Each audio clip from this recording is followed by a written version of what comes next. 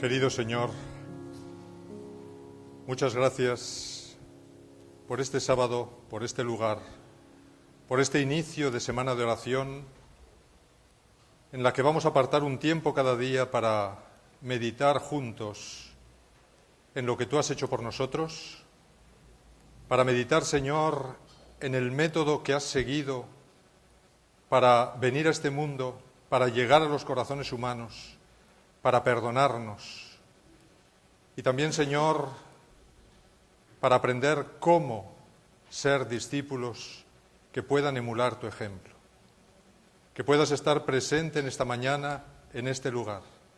Que tú puedas llenar, Señor, nuestros corazones con tu Santo Espíritu y darnos sabiduría para ser sensibles a tu voz y sensibles a tu mensaje.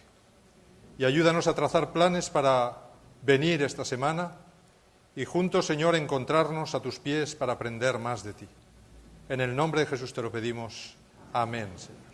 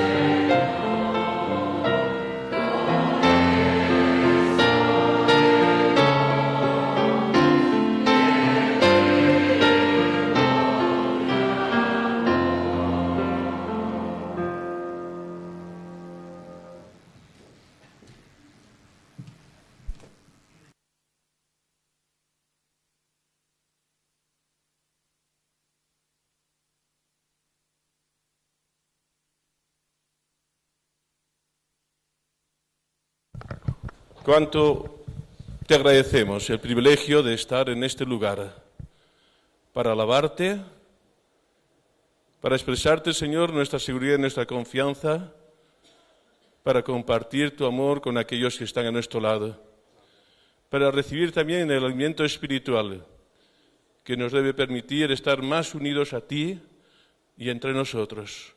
Deseamos, Señor, que tú estés a nuestro lado a través de tu Espíritu, que puedas estar también de forma especial con tu siervo, el predicador, el pastor Sergio Martorell, que presentará este mensaje que inicia la semana de oración, para que podamos comprender mejor el método de Jesús y que sea el que apliquemos en nuestra vida día a día.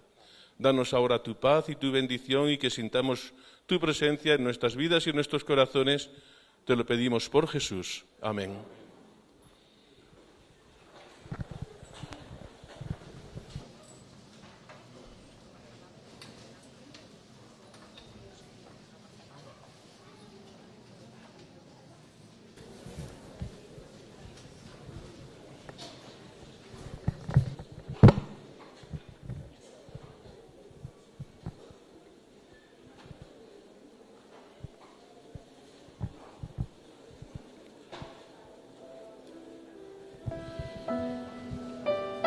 Queremos en estos momentos, de forma muy especial, dar la bienvenida a todos los que nos acompañáis en esta mañana. También a aquellos que a través del canal de Internet podéis acompañarnos también para compartir este tiempo de culto y de adoración al Señor. Y deseamos que unos y otros podamos verdaderamente descubrir cómo Jesús actuaba, para que podamos llevar a cabo en nuestras vidas el ejemplo que Jesús nos dio. Queremos también dar la bienvenida de forma muy especial a aquellos que nos acompañáis en esta mañana, que procedentes de otros lugares, de otras iglesias, y voy a mencionar por nombre a aquellos que han podido justamente comunicarlo a la entrada de la iglesia. Tenemos a Nikelva y Anastasio de la iglesia de Aluche, Margarita, Carmen Villar y David Le de Torrejón, después Mayra López de la iglesia de Getafe, Karen Gómez de Estados Unidos, Mirandolia Magiar, que viene de Rumanía, Catalia Aranz de Nicaragua y Celia de aquí de Madrid. Unos y otros, sentiros verdaderamente en vuestra casa y deseamos que el Señor bendiga vuestras vidas, vuestros hogares, vuestras familias, como a todos los que aquí nos encontramos. Y también nos alegramos de tener con nosotros a Rosa Sanz, la esposa de José Miguel, que como sabéis fue operada y que ya está con nosotros. Gracias a Dios, Señor, nos alegramos mucho. Y ahora preparémonos para el tiempo que tenemos especial, tiempo de adoración que se lleva a cabo también a través de nuestro testimonio, compartiendo con lo que el Señor nos da aquello que pueda ayudar a otros. En este caso, los diáconos van a recoger la ofrenda que recogeremos en esta mañana va destinada a hacer posible que muchos niños en nuestros colegios, las escuelas de iglesia, puedan seguir aportando una educación completa, coherente, una educación llena del poder y del amor de Dios en nuestros colegios en diferentes lugares en España. Tenemos el privilegio de tener un gran colegio aquí en Madrid, el Colegio Timón, así es que ahora vamos a pedir a los diáconos, por favor, que pasen a recoger la ofrenda.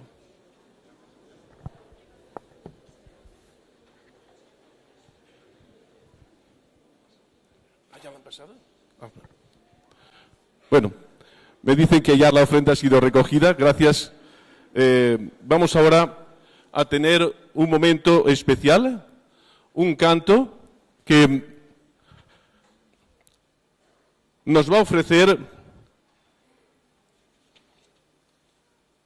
Darley. Y el canto se titula Hay un país. Vamos a escuchar con atención.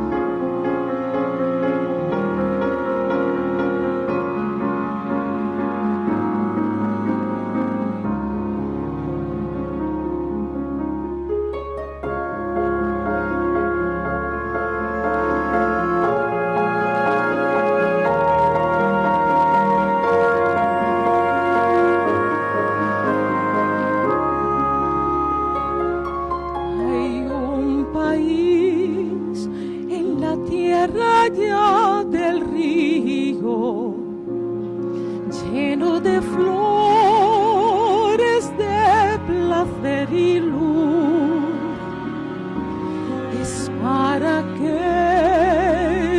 almas rescatadas, ya no tendrán más luchas ni más cruz, pues es allí que la muerte ya no entrará, ni más pecado el brillo quitará.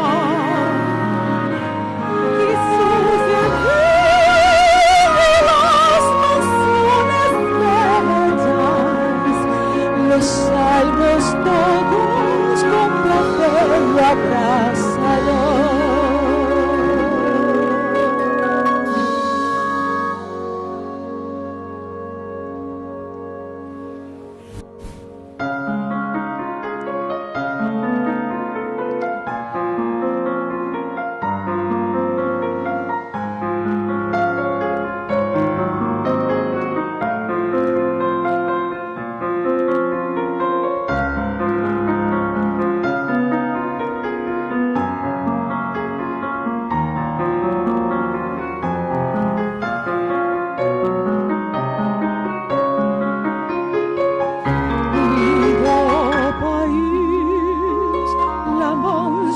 Brisa siento acariciar campiñas y jardines y acunar las palmas labradas de valles perfumados con jazmines, mientras el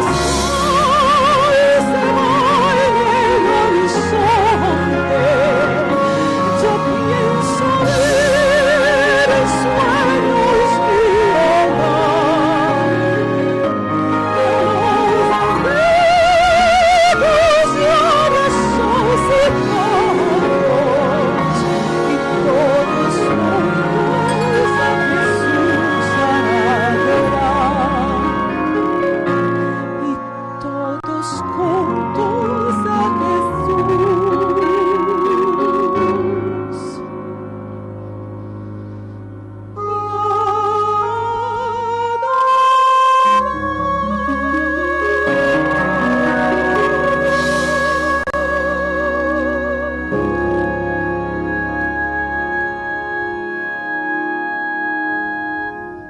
Amén.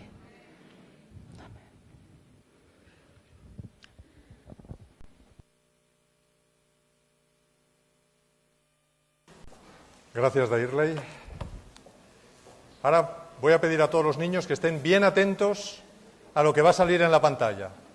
Y a los que son como niños también. Bien atentos, porque justamente de lo que va a salir en la pantalla es de lo que vamos a hablar en el grupo. Vamos a escuchar.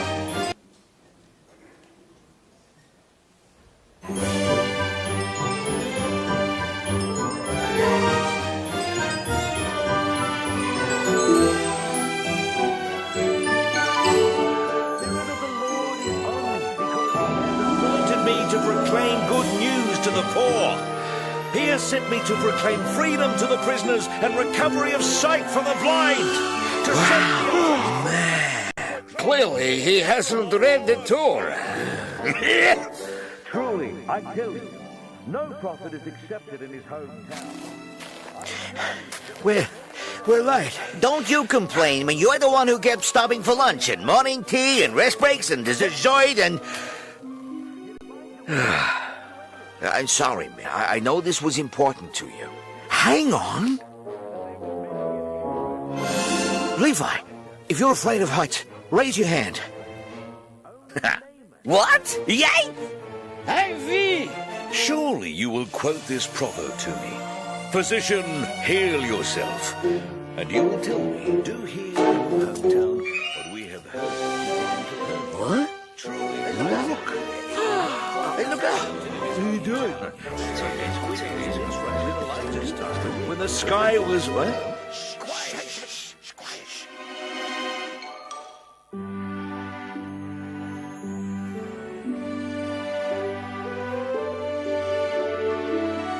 friend, your sins are forgiven. Forgiving sins? Who is this fellow who speaks blasphemy?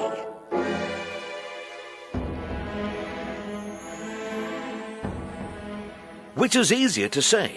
Your sins are forgiven? Or to say, get up and walk? Get up, take your mat, and go home.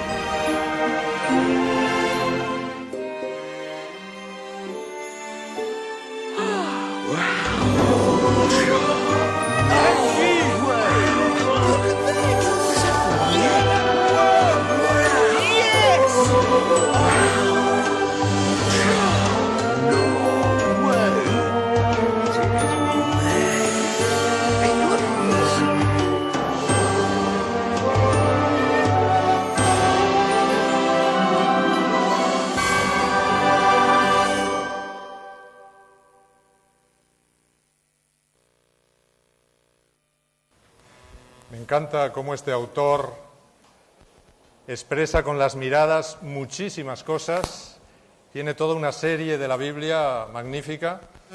Así es que, ya que tenía esta, digo que los niños y los que son como niños disfruten.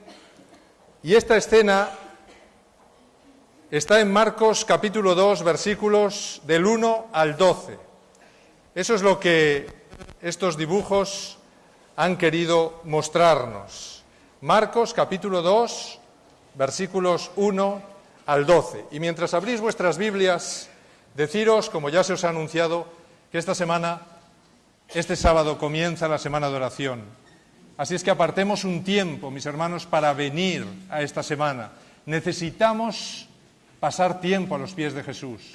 Todos los martes nos reunimos un grupo de oración en el que cerca de 60 personas estamos aquí orando por toda la Iglesia, orando por el proyecto de la Iglesia, orando por cada uno de vosotros. Yo os invito a que os unáis, y esta semana en especial, que nos unamos todos los días, a los pies de Jesús para aprender cuál era su método para tratar a las personas, para tratar a los demás. Apartemos un tiempo, hagamos un pequeño sacrificio, aunque algunos sé que vivimos lejos, y vengamos. Vengamos, si no puede ser todos los días, al menos 2, 3 días, pero vengamos a orar juntos. Necesitamos, mis hermanos, como nunca en la historia, del derramamiento del Espíritu Santo. Necesitamos de la transformación en nuestras vidas. Necesitamos de una iglesia renovada. Necesitamos de personas que realmente sientan profundamente y vivan el amor de Dios. Así es que hagamos planes para venir. Es una semana al año, no es mucho. Y también deciros otra cosa, mis hermanos. El principal medio de evangelización que tenemos ahora mismo en toda España es Alfa Televisión. Este lunes tienen que pagar cerca de 6.000 euros. Les faltan todavía 3.000 euros por llegar al blanco. Así es que si alguien ha pensado dar o donar algo para esta causa, sabéis que cada mes eso cae como un hacha. Si alguno se está retrasando, por favor, hacérselo llegar al tesorero y que se pueda hacer ese pago para que muchos miles de personas en todo Madrid y en todos sus alrededores puedan seguir recibiendo la palabra de Dios. Mis hermanos, vamos a ir comentando texto a texto esta historia que ocurrió hace muchos años en la pequeña aldeíta de Capernaum. Dice el versículo 1 del capítulo 2 de Marcos que después de algunos días Jesús entró otra vez en Capernaum y cuando se supo que estaba en casa, ¿qué ocurrió? Vinieron muchísimas personas.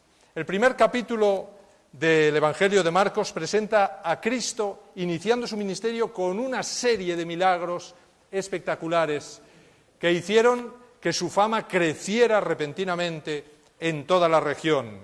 En la segunda sección, es decir, a partir del capítulo 2, Marcos nos presenta una serie de eventos que lo que provocaron fue una serie de reacciones en sus enemigos. A partir del capítulo 2, varias cosas que dijo Jesús e hicieron que las personas que le seguían se dividieran en dos bandos: los que estaban totalmente a favor de él, deseando seguirle, deseando ver más milagros, y los que comenzaron a situarse en contra de él, comenzaron a criticarle y a seguirle simplemente para espiar qué es lo que decía, y comenzaron a planificar su muerte. La historia que vamos a ver en esta mañana es el primer incidente que provocó ya las disensiones, los celos y la planificación de la muerte de Cristo. Todos se enteraron, era un pequeño pueblo y todos los habitantes de ese pueblo era la noticia: Jesús llegaba seguido por multitudes. ¿Y dónde se alojará? ¿Dónde va a estar? ¿Se parará en esta ciudad? Pues sí, se paró, porque allí estaba, se cree, la casa de Pedro. Y Jesús se alojó, como era su costumbre, en la casa de su discípulo Pedro. Así es que todo el pueblo se juntó y fue a la casa de Pedro. Y Pedro, que era un buen discípulo, pues, y quería que todo el mundo conociera a Jesús y conociera al Mesías, invitó a todos a entrar a su casa hasta que allí no cabía nadie. Tanto es así que había gente hasta la puerta y fuera de la puerta, posiblemente también escuchando por las ventanas, mirando por encima de las cabezas. No cabía nadie, todos los sitios de la casa estaban ocupados. Aquello se abarrotó de personas. El versículo 2 nos dice que inmediatamente se juntaron muchos, de manera que ya no cabían ni aún a la puerta, y les predicaba la palabra. A mí me encanta porque Jesús no perdía el tiempo. No perdía el tiempo en conversaciones banales, no perdía el tiempo en hablar de la lluvia y del buen tiempo, como dicen los franceses. Estaba en una casa, había sitio, estaba rodeado de gente, ¿y de qué va a hablar? ¿De qué tendría que hablar un cristiano cuando está en esa situación? De lo que llena nuestro corazón, o debería llenar nuestro corazón. ¿Qué llenaba el corazón de Jesús? El reino de los cielos, el mensaje de la salvación, el evangelio, la buena noticia de que Él había venido a salvar al ser humano. Así es que Jesús habló de lo que había en su corazón, habló de la palabra de salvación, de la palabra de Dios. ¿De qué hablamos nosotros, mis hermanos, cuando visitamos a los amigos? ¿De qué hablamos? ¿Cuáles son nuestros temas de conversación? ¿Qué decimos? Quizás sea la última vez que visitaremos ese hogar. Quizás sea la última vez que estaremos hablando con esa persona. Quizás sea la última vez que vamos a tener oportunidad de dar testimonio. ¿De qué hablamos los cristianos que vivimos en el tiempo del fin? ¿Sabéis? Jesús sabía que le quedaba poco tiempo. ¿Y nosotros cuánto tiempo creemos que nos queda? Porque a veces, por lo que hablamos o en lo que empleamos nuestro tiempo, se denota que nos queda todo el tiempo del mundo. Y no sabemos que al mundo le queda poco tiempo. O nos hemos olvidado que al mundo le queda poco tiempo. Que nos queda poquísimo tiempo. Entonces, ¿de qué hablaremos cuando vayamos a visitar a una persona? ¿De qué hablaremos cuando vayamos a casa de unos amigos? ¿De qué hablaremos, aunque sean de la iglesia? ¿De qué hablaremos cuando vayamos a casa de personas que no son de nuestra fe? ¿No deberíamos estar orando y pensando como pensaba Jesús? ¿Cómo haré? ¿Qué contaré? ¿Qué diré? ¿Qué historia les contaré para introducirlos a la gran verdad de la salvación que les he venido a traer? Como discípulos, mis hermanos, ¿de qué hablamos? ¿Conversaciones banales? ¿Chistes?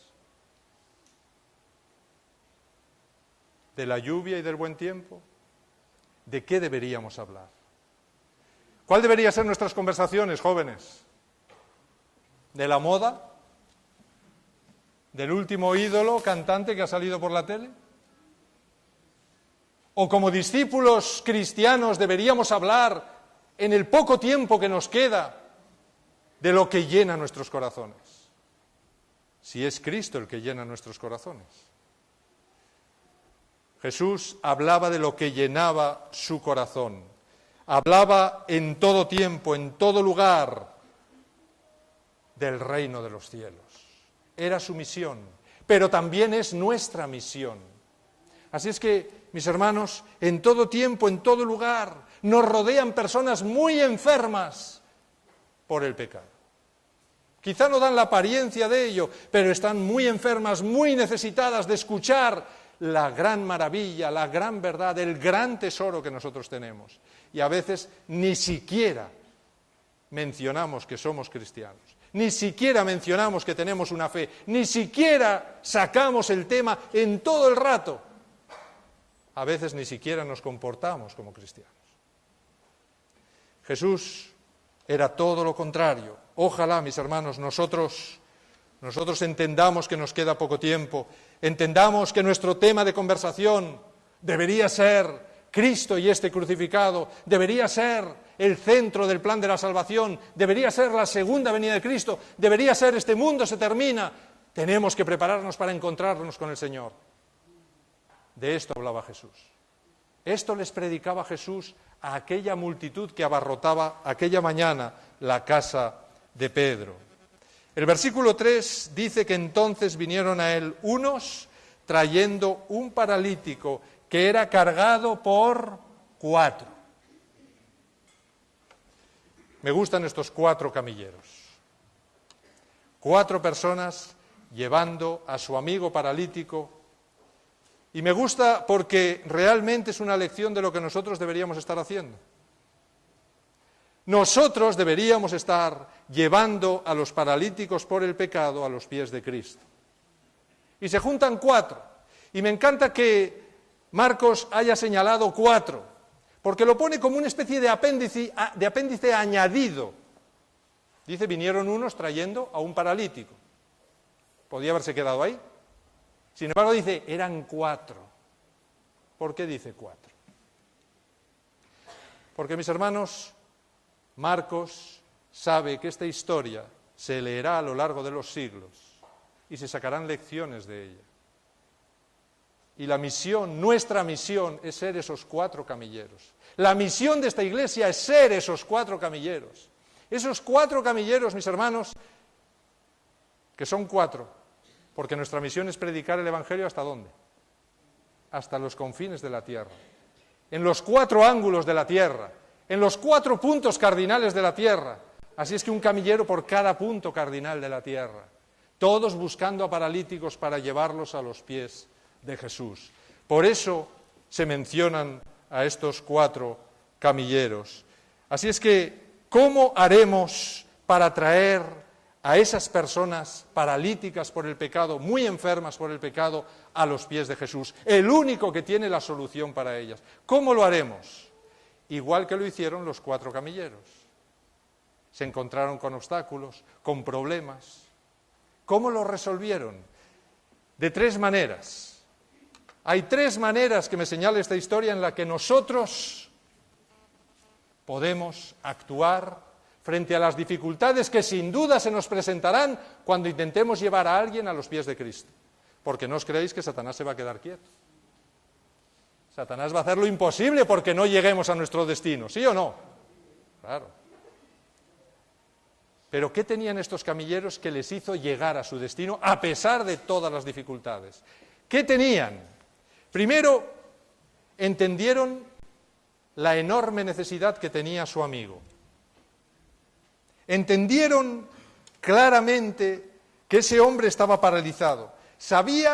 Ellos sabían que él no podía hacer nada absolutamente para llegar por sus propios medios a los pies de Jesús. Lo sabían. Era claro. Así es todo pecador. No puede hacer nada por sí mismo para llegar a los pies de Jesús.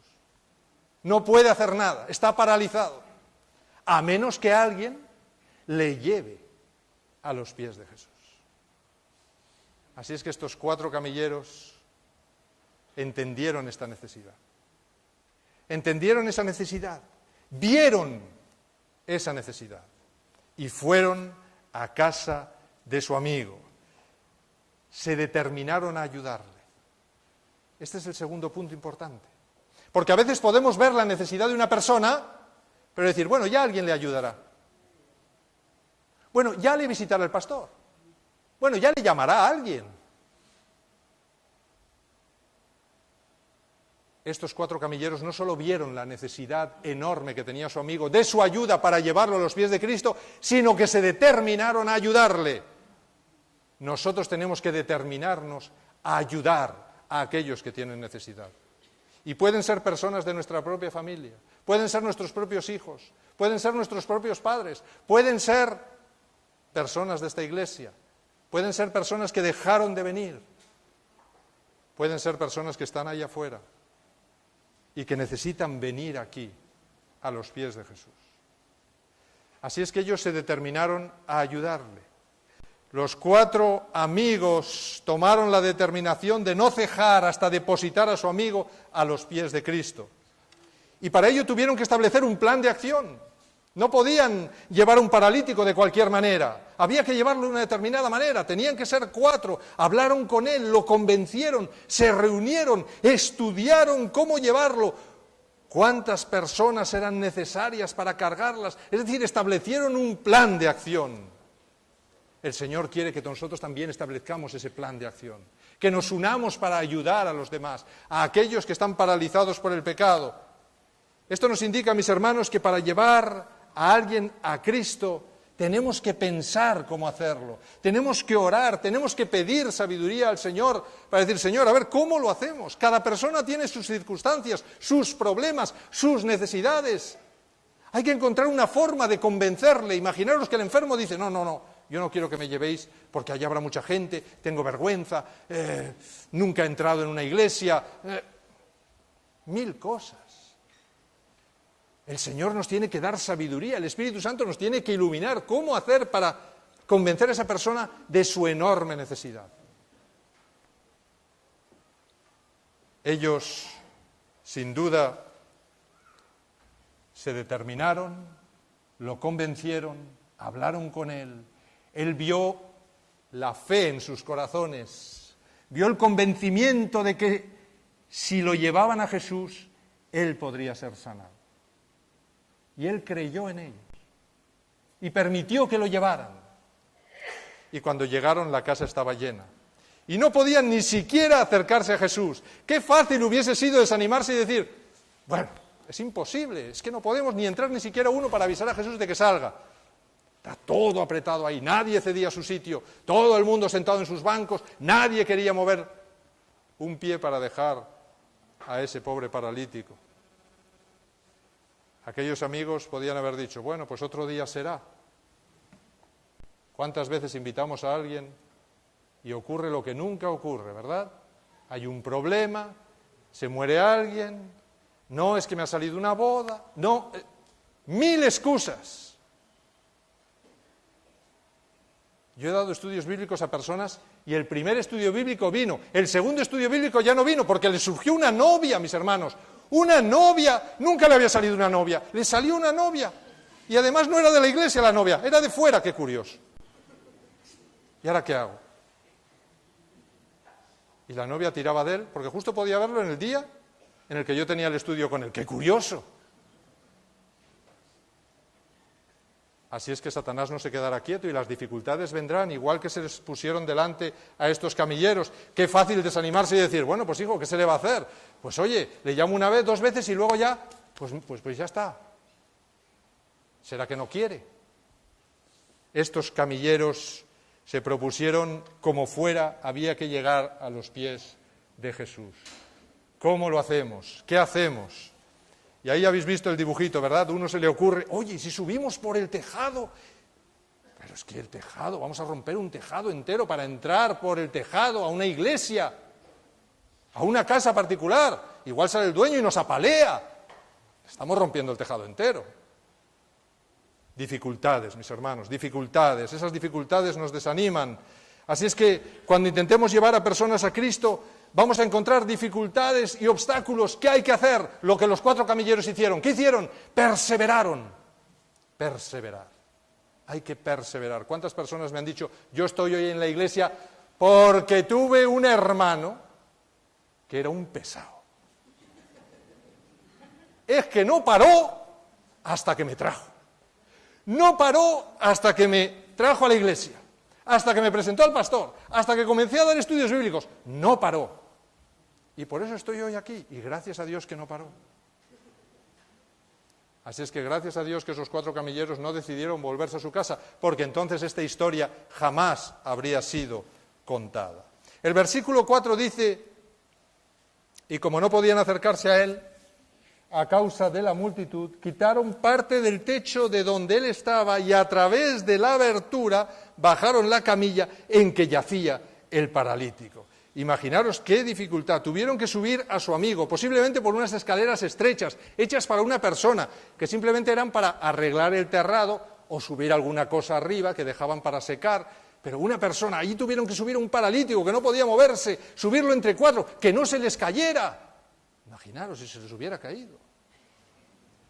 Pero luego tuvieron que quitar las tejas, tuvieron que ponerse a cavar en aquel suelo que era seguramente de barro mezclado con cañas. ¿Sabéis lo duro que es eso? Es duro eso. Yo he visto las casas africanas que están hechas así y ese barro se vuelve duro como la piedra. Así es que tuvieron que golpear el barro, romperlo, arrancar cosas y mientras los de abajo gritándoles. ¿Pero qué hacéis? Me estáis destrozando la casa. ¡Parad ya! Y aquellos siguieron y siguieron y siguieron. Parecían poseídos, mis hermanos, allí, rompiendo el techo. Y finalmente metieron por aquel agujero, tenía que ser suficientemente grande para entrar aquel hombre entre las vigas, y lo bajaron lentamente, ¿verdad? Sin que ninguno se desequilibrara para que aquello no se fuera para abajo, y lo bajaron recto, despacio, hasta que lo pusieron a los pies de Jesús. Ya me imagino abajo la gente apartándose, saliéndose de los bancos, corriendo para que no les cayeran los escombros encima, y todos protestando y murmurando. Hay que ver la que están montando esta gente. Nos han parado el culto, nos han parado la reunión, tan bien que estábamos aquí y nos han bloqueado todo por un enfermo. ¿Seríamos capaces de parar un servicio de culto, mis hermanos, por una persona que entre ahí, necesitada? ¿Pararíamos todo? ¿Seríamos capaces de romper el techo de esta iglesia para meter a un enfermo, a una persona que necesita conocer a Cristo? Tenemos que preguntarnos esas cosas. Porque es la lección que intenta darnos esta historia. Los 4 camilleros tenían confianza en Jesús. Esa es la tercera cuestión. Ellos sabían que si lograban llevar a su amigo a los pies de Jesús, su amigo sería salvo. Y no les importó nada más. No les importaron las críticas, no les importaron los peligros que podían pasar con el dueño de aquella casa. Ellos quitaron los obstáculos, todo absolutamente, para lograr que su amigo acabara delante de Jesús. Se expusieron a las críticas, se expusieron a las protestas. Hay alguna persona que me ha dicho alguna vez, pastor, ¿para qué tanto evangelismo? Si no cabemos en la iglesia, estamos haciendo 2 turnos, no cabemos. ¿Qué van a venir más? ¿Y dónde nos vamos nosotros? ¿Para qué tanto evangelismo? Ya estamos bien como estamos. Ya no hace falta más. Esto es lo que tuvieron que decir algunos. Oye, que ya no cabe nadie más, por favor, parar. Dejarlo ya.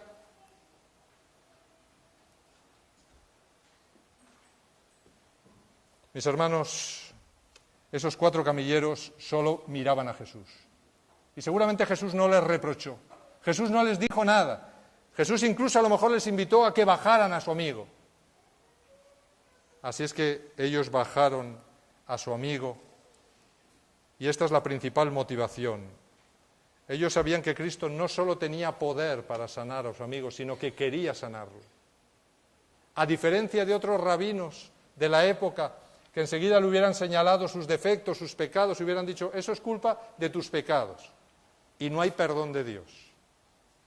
Ellos sabían que Jesús era diferente, que Jesús estaba dispuesto a perdonar. No importa cuál hubiera sido el pecado de su amigo, no importa, Jesús le perdonaría y le sanaría. Ellos lo sabían.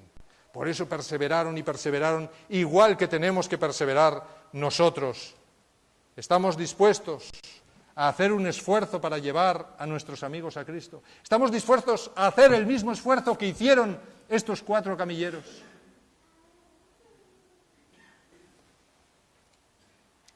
El versículo 5 dice, al ver Jesús la fe de ellos, dijo al paralítico, hijo, tus pecados te son perdonados.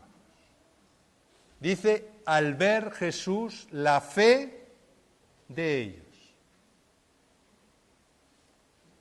Era una fe que movía montañas, en este caso movía techos. Arrasaba con los techos, mis hermanos, esa fe. No les importaba nada. Era una fe viva, una fe que obra en beneficio constante del que lo necesita. Esta es la fe que Jesús busca. Esta es la fe que Jesús espera encontrar en nosotros. Una fe que obra. No una fe teórica del que viene aquí, se sienta en el banco, escucha el sermón y ya está. Y me voy a mi casa y me olvido de todo, hasta el sábado que viene. No, una fe que obra. Una fe que entre semana está visitando, una fe que está pendiente del que está enfermo, del que está paralítico, del que tiene necesidad, de aquel que estaba por cambiarse de casa, a ver si le puedo echar una mano, porque a lo mejor no tiene suficiente para una mudanza, pues voy a ir con mi furgoneta y le voy a ayudar, voy a ver esta familia que tiene necesidad de algo, de comida, no sé, la vi triste, voy a llamarla. Esa es la fe que Dios espera de nosotros, mis hermanos. Esta es la fe auténtica y viva, es la fe que Jesús busca cuando viene en el juicio. Y dice, porque estuve en la cárcel y me visitasteis. Estuve con hambre y me disteis de comer. Tuve sed y me disteis de beber. Estaba desnudo y me vestisteis. Esa es la fe que Jesús busca. Estos amigos tenían esa fe, una fe que obra, una fe que mueve montañas. Por eso dice, al ver Jesús la fe de ellos, dijo al paralítico, hijo, tus pecados te son perdonados. En esos sellos se incluye al paralítico. Porque, imaginaros ese paralítico, mis hermanos. Había perdido toda la esperanza. Toda su vida llevaba paralítico. Y ahora vienen estos amigos y les dicen, tenemos una solución para ti. Tenemos la solución. Si vienes con nosotros, si te llevamos a donde vamos, allí hay un rabí que te va a sanar, que te puede sanar. Lo hemos visto como lo ha hecho en otros, lo puede hacer contigo también. Él vio la preocupación de sus amigos, vio cómo sus amigos nunca le habían fallado, vio cómo siempre habían estado ahí ayudándole en su enfermedad, vio cómo habían estado pendientes de él, vio todo eso mucho antes de que le llevaran a Jesús. Así es que cuando ellos vinieron con esta noticia, él confiaba en ellos, él creía en ellos. ¿Cómo no va a confiar, mis hermanos, si se estaban desviviendo por él? ¿Vosotros creéis que podemos llegar a nuestro vecino, al que no saludamos, al que no hablamos, al que no decimos nada, y un día decirle, oye, que tengo en mi iglesia unas conferencias, ¿sabes? Te quiero presentar a Jesús. ¿Creéis que va a venir? No, no va a venir, mis hermanos. ¿Sabéis por qué no va a venir? Porque nunca nos preocupamos por él. Nunca nos preocupamos por él. Jamás supimos qué problemas tenía, ni siquiera se los preguntamos. Así es que, ¿cómo nos va a acompañar? No confía en nosotros. Dirá, ¿qué querrá este? Nunca se ocupó de mí y ahora me dice que vaya a una iglesia. Seguro que voy a ir. No vendrá nadie. ¿Por qué fue este paralítico? ¿Por qué permitió que sus amigos lo subieran hasta el tejado con el peligro de caerse? ¿Por qué permitió que rompieran el techo? ¿Por qué no les dijo, oye, parad, dejad? ¿Por qué? Porque sabía que sus amigos tenían tesón y se desvivían por él y no les importaban las dificultades. Primero era él, su salud, su bienestar, el cariño que tenían por él. Eso era lo primero. Todo lo demás no importaba. Así es que este paralítico confiaba en ellos y dejó hacer a sus amigos. Y su fe, la fe de sus amigos, se le había contagiado. Tanto entusiasmo habían puesto contándoles de Jesús, que ahora él también creía en ese Jesús. Él también decía, si ellos creen, yo creo, porque todo lo que me contaron hasta aquí siempre fue realidad. Así es que seguro que esto también es realidad. Confiaba en ellos.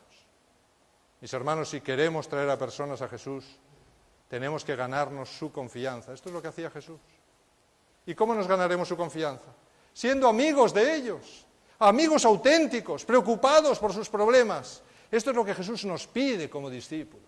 Todo lo demás es una fe muerta. Es una fe que no sirve para nada. Es una fe que viene a ser como címbalo que retiñe. Así es que tenemos que tener la fe de estos 4 camilleros, y gracias a esta fe que contagiaron al paralítico, el paralítico fue sanado. Y cuando Jesús le dijo, tus pecados te son perdonados, quizá toda la gente dijo, bueno, pues si este hombre lo que necesita es sanarse de la parálisis.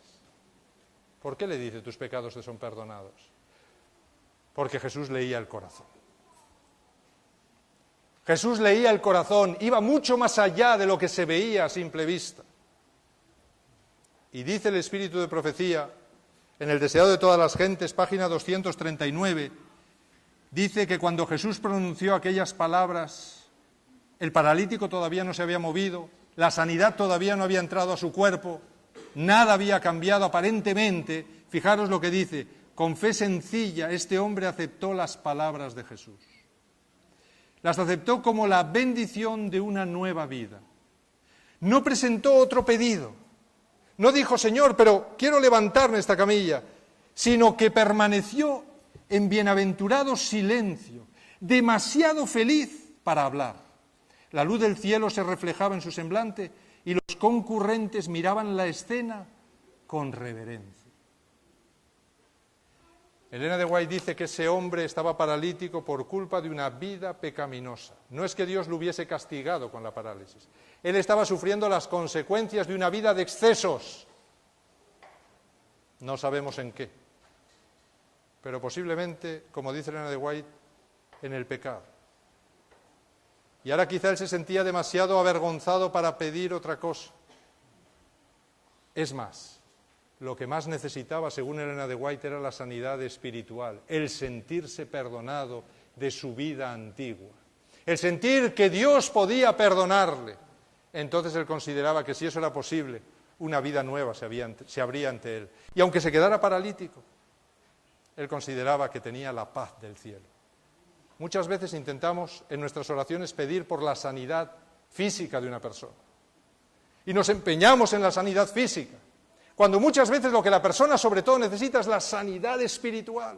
Necesita sentirse perdonado, necesita sentirse que su vida pasada tiene una posibilidad de redención. Porque esa vida pasada es la que le ha llevado a la enfermedad que ahora tiene. Así es que esto es lo que necesitaba este paralítico sobre todo. Jesús lo vio, lo leyó en sus ojos, lo leyó en su mente y respondió a sus anhelos. Así es que en esta mañana nos hemos visto reflejados en estos 4 camilleros, que son sin duda, mis hermanos, un reflejo de cuál es nuestra misión para con el mundo que nos rodea, de cuál es nuestra misión para el prójimo, de cuál debe ser nuestra actitud y nuestra acción. Toda esta iglesia, cada uno de nosotros, debe trabajar como trabajaron esos 4 camilleros. Debe de buscar hacer crecer su fe, como la hicieron crecer esos 4 camilleros. Y si no hacemos esto, nuestro cristianismo es un cristianismo estéril, no sirve para nada. Así es que pidámosle a Jesús que si no tenemos esta vivencia, si no tenemos este deseo, nos ayude a aprender de Él. Nos ayude a aprender de las cientos de historias en las que tenemos estos ejemplos uno detrás de otro, para decirnos, ya voy a decir a gritos, cuál debe ser nuestra vivencia como cristianos. También podemos vernos reflejados en el paralítico. De cada historia hay que sacar todas las lecciones. Y cada texto bíblico hay que cogerlo desde todos los ángulos. Así es que a veces nos gusta vernos como los héroes de la película. Pero ¿qué tal vernos como los villanos? A lo mejor somos villanos. A lo mejor somos el paralítico. A lo mejor hemos tenido una vida de pecado pasada que Cristo ha sido capaz de perdonar y cambiar. Así es que podemos vernos en el paralítico. Quizás nosotros estamos en cuerpo o en espíritu tan enfermos como Él. Quizás estemos enfermos físicamente y sentimos la necesidad absoluta de ser sanos para poder dedicar nuestra vida mejor a Dios. El Señor contestará a nuestras oraciones y a nuestra fe, si esa es su voluntad. Quizá necesitamos palabras de aliento, necesitamos cariño, necesitamos la ayuda y las oraciones constantes de nuestros hermanos.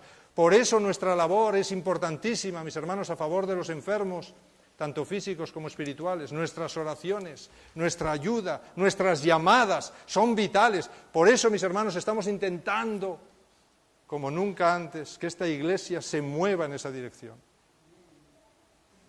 Y que cada uno de nosotros es la Iglesia, entienda su responsabilidad en esta labor. Y no deje que pase una semana sin al menos llamar a un hermano, a una hermana, a alguien que sabe que tiene necesidad de palabras de aliento, que tiene necesidad de oración, que tiene necesidad de ayuda, que pueda ir a visitarlo. Quizás hemos descuidado nuestra relación diaria con Cristo. Quizás hemos cauterizado nuestra conciencia por una actitud orgullosa en la que nos consideramos la élite de la élite. Y no nos vamos a rebajar a llamar a nadie ni a preocuparnos por nadie. Quizás hemos acariciado un pecado demasiado tiempo que ha paralizado nuestra vida espiritual hasta convertirnos en el paralítico de la historia. Quizás se ha paralizado nuestro amor por los demás. Quizás somos incapaces de ir al encuentro de los hermanos y ayudarles. Si estamos paralizados, lejos de Dios, si esta es mi situación, no debo vacilar en pedir ayuda. No debo vacilar, mis hermanos, en acercarme a los hermanos y hermanas apelando a su fe, a su amor, pidiendo ayuda y diciendo, tengo necesidad de aumentar mi fe. Explícame tu testimonio. ¿Cuál es tu vida de relación con Dios? No dudemos, mis hermanos, para eso es una iglesia. Una iglesia justamente es para unirnos entre todos y para unos a otros apoyarnos cuando el otro está débil. Y para que la experiencia de uno le sirva al que está pasando por un mal momento. Yo ya superé ese mal momento, ahora voy a ayudar, a consolar a aquel que está en el valle de la aflicción. Porque yo vi cómo Dios me ayudó a mí, ahora yo contaré al otro, no te preocupes, el Señor te va a ayudar, lo hizo conmigo, también lo hará contigo. Voy a estar ahí, vamos a orar juntos. Así es que el Señor nos pide esa labor. Recordemos en nuestro interior el orgullo, la egolatría, los bloqueos o dificultades que hemos puesto a la relación con el prójimo y con Dios. Y mis hermanos, no hay otra solución. Si esta es mi situación, la única solución es rebajar mi orgullo, humillarme y pedir en oración al Señor, cámbiame, transfórmame. Y ayuda a que sienta amor, empatía, cariño por el que está sufriendo. Porque si no, lo único que tendré en mi corazón será orgullo y más orgullo. Y en el orgullo la fe se muere. Así es que ojalá esa sea nuestra oración. Felizmente aquel paralítico tuvo algunos amigos que se preocuparon por él lo suficiente como para llevarlo a Cristo. Ojalá el que esté paralítico en esta iglesia encuentre a esos amigos que están dispuestos a llevarlo de nuevo a Jesús con cariño, con amor, con ternura. El versículo 6 y 7 dice, estaban allí sentados algunos de los escribas, los cuales pensaban para sí, ¿por qué habla este de este modo? Blasfemia dice. ¿Quién puede perdonar pecados sino solo Dios?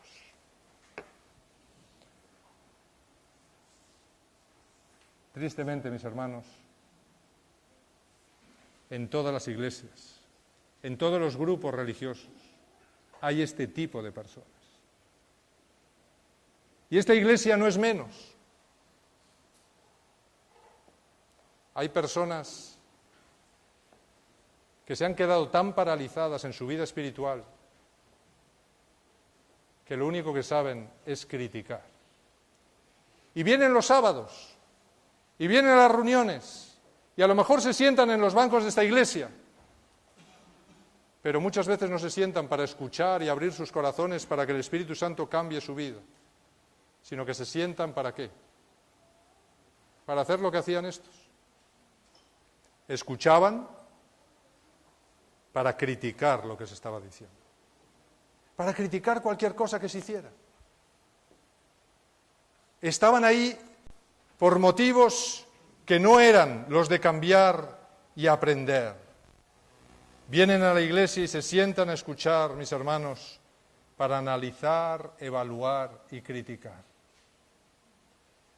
Quizás os habéis encontrado con alguna de estas personas en vuestros años de iglesia. Quizás os hizo mucho daño. Quizás no entendisteis que un cristiano pudiera actuar así. Pero Jesús ya nos advirtió y nos dijo, no los miréis a ellos. ¿A quién tenemos que mirar? Solo a Cristo. Él nunca nos fallará. Él nunca nos criticará. ¿Qué hizo Jesús con esas críticas? ¿Qué hizo Jesús con estos escribas, doctores de la ley, fariseos? ¿Qué hizo con ellos? ¿Los criticó, los señaló, los apuntó con el dedo? No. Y me encanta la actitud de Jesús, porque vemos cómo Jesús pone en práctica el amad a vuestros enemigos. Eran sus enemigos, estaban buscando por dónde pillarle para matarlo. Pero Jesús no les recriminó. ¿Qué hizo Jesús?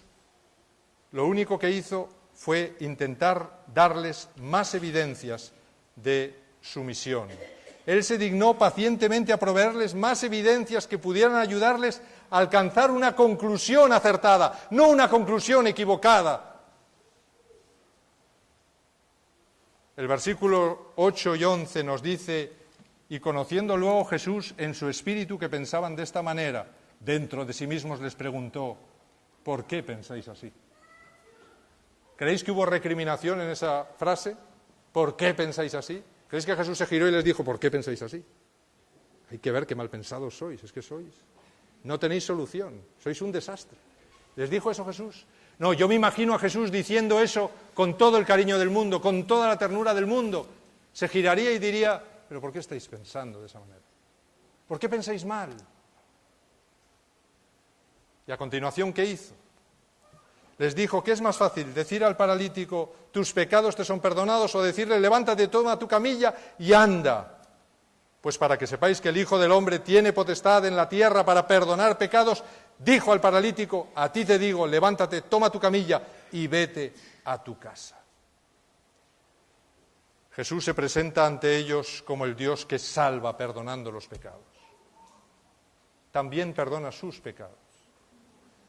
El Dios creador con poder para regenerar completamente un cuerpo en el que todo estaba deformado, tendones, músculos, carne, todo estaba mal en ese cuerpo, mis hermanos. ¿Cómo podía regenerarse? Humanamente imposible.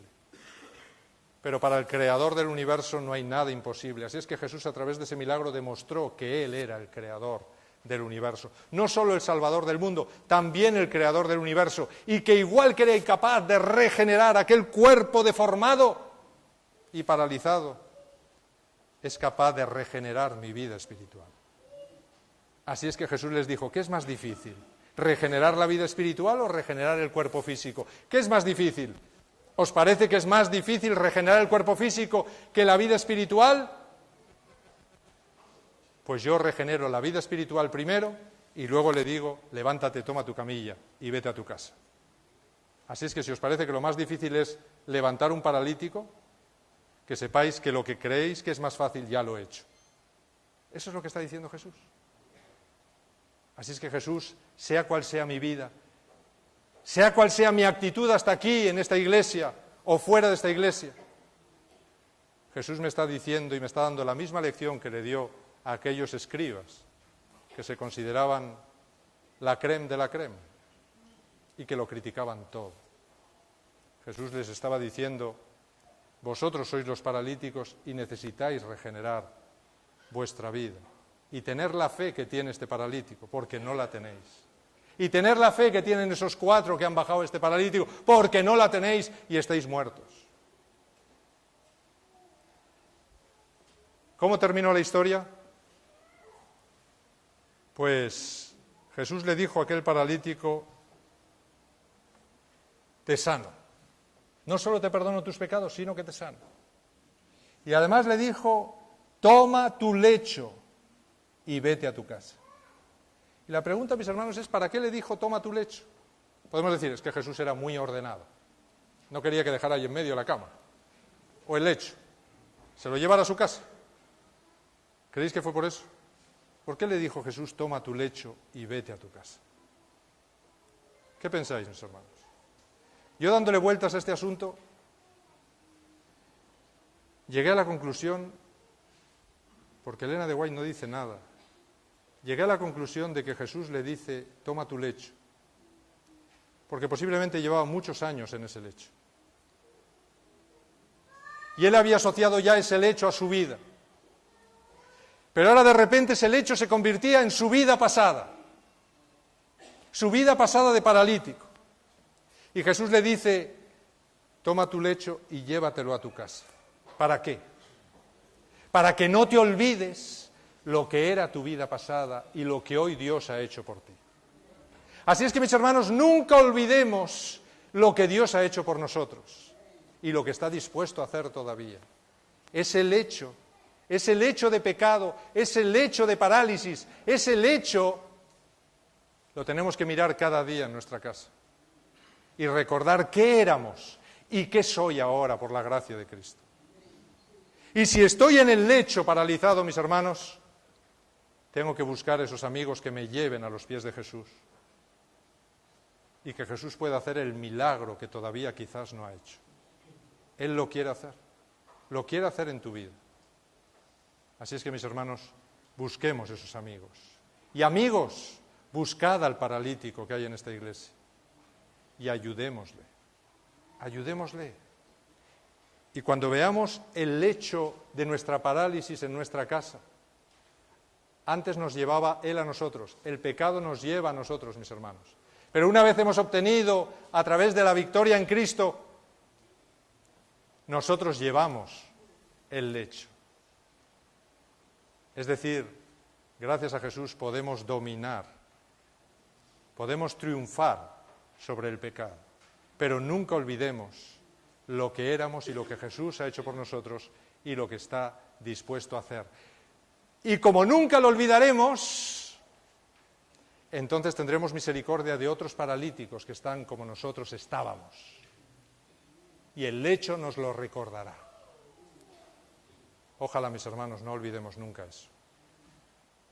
Y que el Señor nos ayude para que podamos glorificar a Dios con nuestra vida. Porque así termina el texto. El texto dice que entonces él se levantó enseguida y tomando su lecho salió delante de todos, de manera que todos se asombraron y glorificaron a Dios, diciendo: nunca hemos visto tal cosa. Ojalá, mis hermanos, cuando entréis en una casa, vuestra conversación sea de tal manera, vuestras acciones sean de tal manera, que muestren a Dios en todo lo que hagáis. Y que cuando salgáis de esa casa puedan decir, ¿qué van a decir? Nunca hemos visto algo así. Nunca hemos visto una persona así. Quiero ser como esa persona. Entonces, mis hermanos, nuestra vida se convertirá realmente en un discipulado auténtico, porque habremos imitado a Jesús en todo. El Espíritu Santo estará con nosotros y a través de nuestras acciones el Espíritu Santo podrá actuar y las personas darán gloria a nosotros. No, ¿a quién? A Dios, que ha actuado en nuestra vida y que ellos entienden también puede actuar en su vida y cambiar su vida. Ojalá, mis hermanos, que todos podamos ser esos 4 camilleros y podamos ayudar a muchas personas siguiendo el método de Jesús. Meditemos en esto y vengamos esta semana para seguir meditando en estas maravillosas verdades. Que el Señor os bendiga.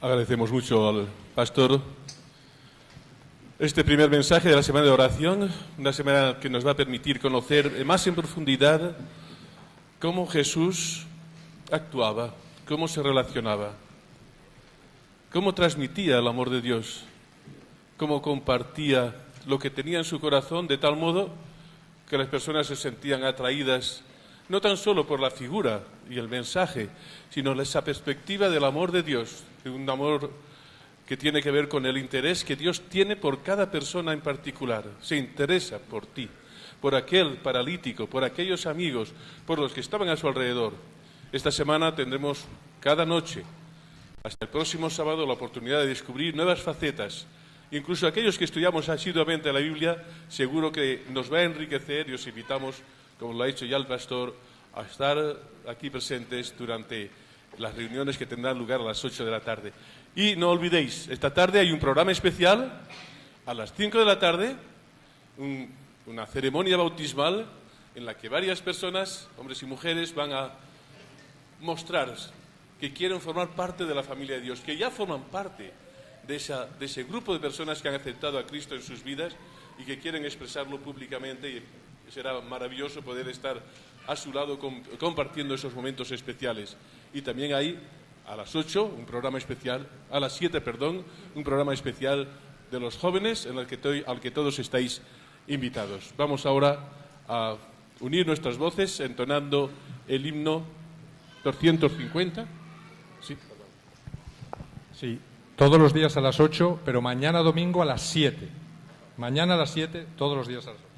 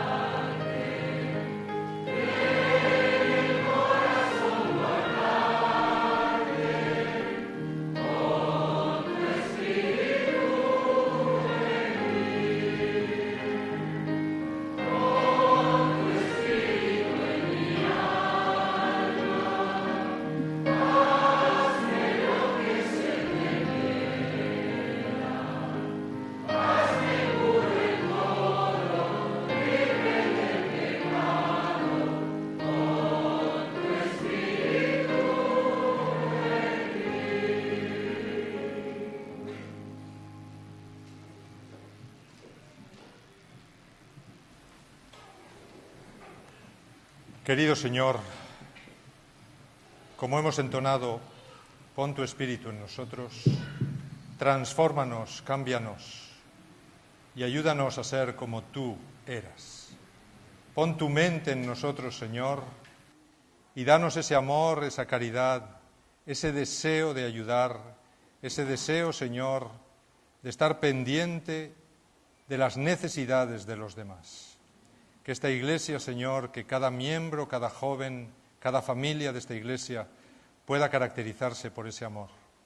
Que tú puedas transformarnos, limpiarnos y quitar la parálisis que quizás, Señor, está impidiendo que nuestra vida sea una maravillosa muestra de tu cariño por la humanidad. Señor, transfórmanos, cámbianos y perdónanos si hasta aquí no hicimos lo que debíamos hacer. Te pedimos, Señor, que nos acompañes, que nos des tu paz y que esta tarde nos traigas de nuevo a este lugar para gozarnos junto a aquellos que han decidido, Señor, ser discípulos tuyos, que han decidido entregarte su vida en las aguas del bautismo y que anhelan comenzar una andadura a tu lado llenos de tu Santo Espíritu. Acompáñanos a todos, te lo pedimos en el nombre de Jesús. Amén, Señor.